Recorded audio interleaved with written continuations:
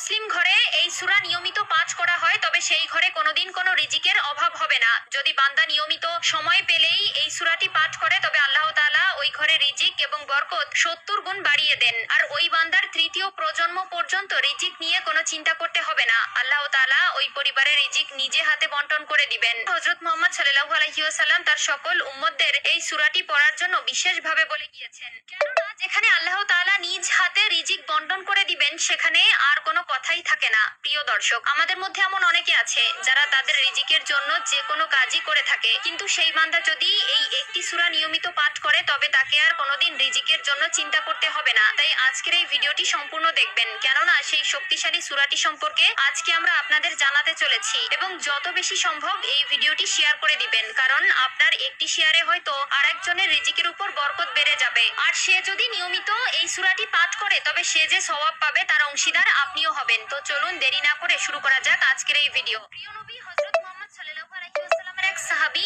ওসমান রাদিয়াল্লাহু তাআলা আনহু যখন খেলাফতে আসলেন, অর্থাৎ যখন তিনি পুরো আরব বিশ্ব শাসন করতেন, তখন আব্দুল্লাহ ইবনে মাসউদ রাদিয়াল্লাহু তাআলা আনহু যখন খুব অসুস্থ হয়ে পড়লেন, তখন ওসমান রাদিয়াল্লাহু তাআলা আনহু তাকে দেখতে গেলেন এবং তার ঘরে প্রবেশ করলেন। বললেন, তোমার তো পরিবার আছে এবং তোমার ঘরে ছোট ছোট সন্তান রয়েছে, তুমি যদি চাও আমি তোমাকে বাইতুল ফান্ড থেকে তোমার জন্য কিছু খাবারের ব্যবস্থা করব, যাতে করে তোমার সন্তানরা নিয়মিত তাদের খাবার চালিয়ে যেতে পারে। আব্দুল্লাহ ইবনে মাসউদ রাদিয়াল্লাহু তাআলা আনহু তখন তার উত্তরে বললেন, আমার নবী আমাকে এমন একটি সূরা শিখিয়ে দিয়েছে যা আমার সন্তানেরা যদি পাঠ করে তাহলে কখনো আমার এই ঘরে রিজিকের অভাব হবে না, আর আল্লাহ তাআলা নিজে আমার এই ঘরে রিজিকের ব্যবস্থা করে দিবেন। তখন তিনি বললেন, কি সেই সূরা যা পড়লে আল্লাহ তাআলা নিজে রিজিকের দায়িত্ব নিয়ে নেন? তখন তিনি উত্তরে বললেন, সূরাটি হচ্ছে সূরাতুল ওয়াকিয়া। তিনি আরো বললেন, শুধু তাই নয়, এই সূরায় রয়েছে আরো অনেক ফজিলত। প্রিয় দর্শক, আপনারা সবাই চেষ্টা করবেন এই সূরাটি মুখস্থ রাখার এবং নিয়ম করে প্রতিনিয়ত ফজরের নামাজ শেষ করে মোনাজাতে এই দোয়াটি বারবার পাঠ করার। সূরাতুল ওয়াকিয়া কোরআনের 56তম সূরা,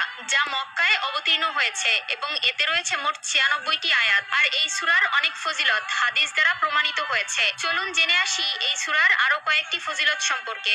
1. দারিদ্র থেকে মুক্তি। হযরত ইবনে মাসউদ রাদিয়াল্লাহু তাআলা আনহু বলেন, যে ব্যক্তি প্রতিদিন রাতের বেলায় সূরাতুল ওয়াকিয়া তেলাওয়াত করবে তাকে কখনো দারিদ্র স্পর্শ করবে না। সুনানে ইবনে মাজাহ হাদিস নম্বর 3797। 2. মৃত্যু সহজ হওয়া। হযরত আনাস রাদিয়াল্লাহু তাআলা আনহু থেকে বর্ণিত, যে ব্যক্তি প্রতিদিন সূরাতুল ওয়াকিয়া তেলাওয়াত করবে আল্লাহ তাআলা তাকে সহজ মৃত্যু দান করবেন। 3. কবরে নূর ও শাস্তি থেকে মুক্তি। হযরত আবু উমামা রাদিয়াল্লাহু তাআলা আনহু বলেন, যে ব্যক্তি নিয়মিত সূরাতুল ওয়াকিয়া তেলাওয়াত করবে তার কবর আলোকিত থাকবে এবং শাস্তি থেকে মুক্তি পাবে। আল্লাহ তাআলা আমাদের সকলকে এই সূরাটি নিয়মিত ফজরের নামাজ শেষ করে পড়ার তৌফিক দান করুক, আমিন।